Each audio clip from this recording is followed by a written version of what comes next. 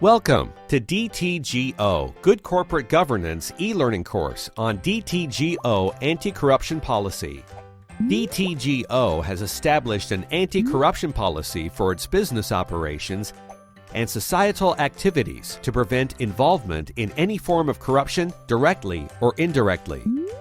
Organization members involved in corruption shall be subject to disciplinary actions as established by the organization and shall be liable to legal action. But what exactly is corruption?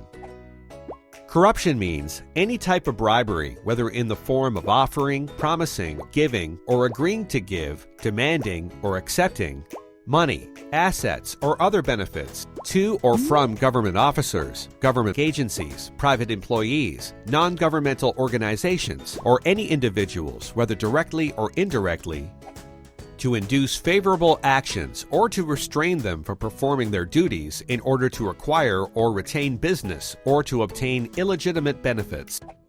Let's look at an example of offering or accepting a bribe. Offering money or benefits to government officials to speed up approval for a land title is considered bribery. If a supplier offers money to gain work on a condominium construction project, accepting the offer is considered bribery. We have learned the definition of corruption. Now, let's dive into DTGO's crucial anti-corruption guidelines.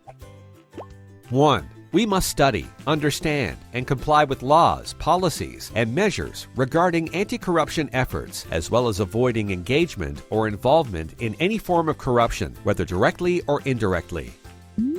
2. Operations shall adhere to honesty, transparency, and auditability. 3. We must not ignore or disregard any actions that could involve corruption. We must report the issue to the organization through channels specified in the whistleblowing or complaint regulations. We must collaborate in an investigation.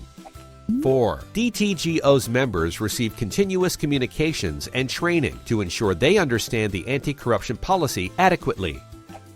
5. There is a clear grant of authority, which is concise, transparent, and auditable. 6. An internal control system that encompasses finance, accounting, data storage, and all other processes relating to anti-corruption measures. 7. The internal process is reviewed to ensure the internal control system is as required. 8. The anti-corruption policy must cover human resource management processes, including recruitment, selection, promotion, training, performance evaluation, and compensation. 9. For activities at risk of corruption, we must be cautious and vigorously apply policies and regulations for 1. Offering or accepting gifts, other benefits, and entertainment in accordance with DTGO's regulations. 2. Donations, financial or otherwise, must be transparent and lawful. 3. In business relationship building and procurement, we must be cautious and avoid offering or accepting bribes. To make its anti-corruption policy more effective, DTGO has established important operational guidelines. The duties and responsibilities of committees and organization members are defined as follows. Firstly, the Good Corporate Governance Committee sets and reviews the anti-corruption policy and practice guidelines at least once a year. Secondly, the Audit Committee and Internal Audit Department review and audit the internal control system and follow practices in line with the anti-corruption policy. Thirdly, the Risk Management Committee monitors and supports the implementation of risk management practices by assessing corruption risks and reviewing anti-corruption measures.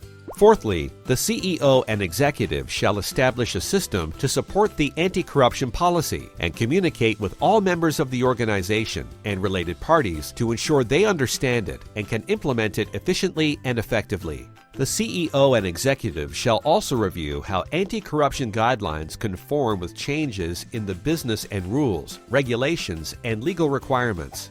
Lastly, all DTGO's members must understand and comply with anti-corruption policy and guidelines.